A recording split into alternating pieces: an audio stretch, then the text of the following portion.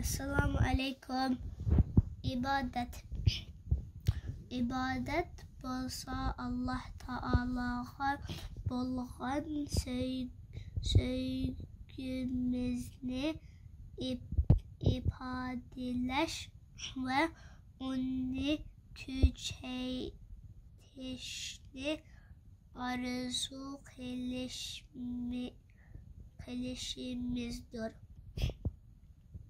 Ameliyette Allah mı bizden bunu tuttu? Nemişka şundaktır. Allah bek ulu bolgaçka ve bizni şunçilik yaxşı körgəçkə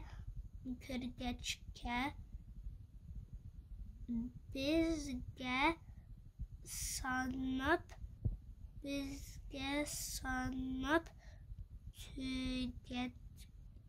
tügetkisiz yaxşılıklarını ata kıldı. Tonlap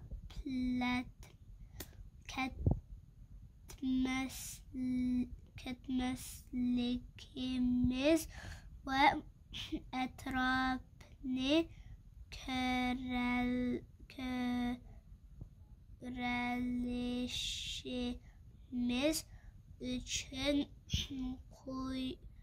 kuyaşını yaratıp verdi. Undakta bu sevgiye kandak rahmet etimiz, onu kandak ifadeleyimiz. Bunun cevabı intayın addi. Biz hepimizi yaxşı körgənlikimiz üçün onunğa özü yaqtırıdığan güllerini verimiz. Kim gibi erdikensler? Apam.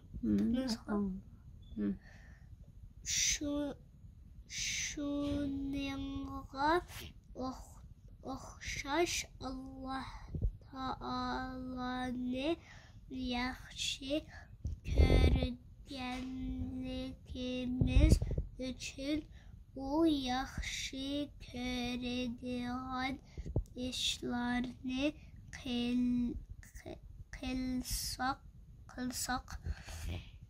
onu yaxşı körüdüğümüzni bildirgen rahmet eytkan bolimiz.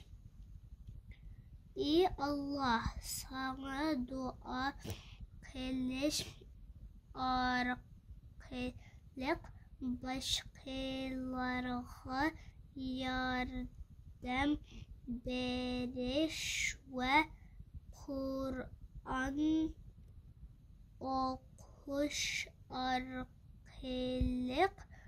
rahmet eytimiz. Seni